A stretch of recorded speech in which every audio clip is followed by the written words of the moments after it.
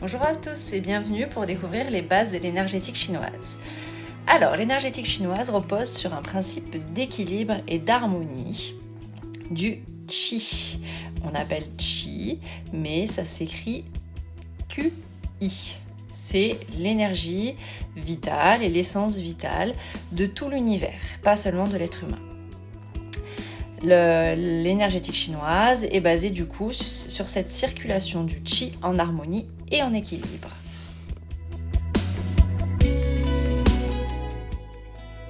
Le Qi est composé de deux entités, le Yin et le Yang.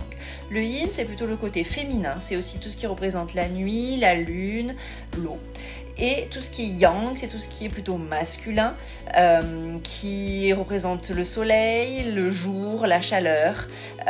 Voilà. Il faut bien faire attention parce qu'il y a beaucoup de confusion avec le Ying, avec un G à la fin. Non, le Yin n'a pas de G à la fin, alors que le Yang, oui.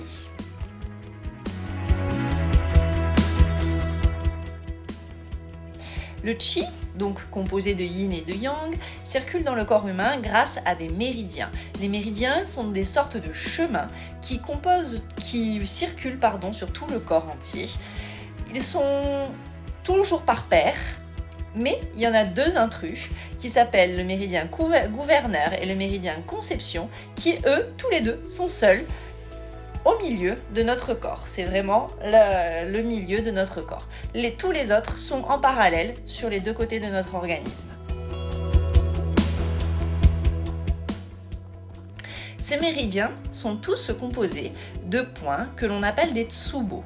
Les tsubo sont des sortes de croisements entre plusieurs méridiens ou entre plusieurs chemins. En tout cas, ce sont des points d'harmonisation que l'on va venir stimuler soit en acupression, soit en acupuncture, soit en venant les chauffer.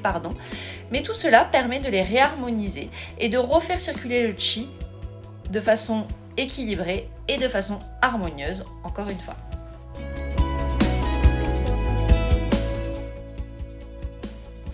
Ces méridiens sont tous plus ou moins classés selon 5 éléments. En effet, en énergétique chinoise, nous retrouvons la loi des 5 éléments, le bois, le feu, la terre, le métal et l'eau, qui représentent la base de l'harmonisation et de la circulation du Qi en fonction du cycle yin ou en fonction d'un cycle yang. Tous ces méridiens, du coup, correspondent chacun à un élément, sauf le méridien conception et le méridien gouverneur.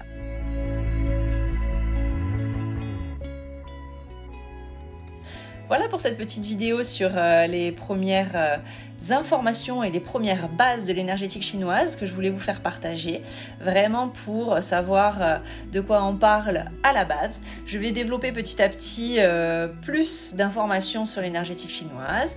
Je vais vous faire découvrir certains points méridiens merveilleux et magiques.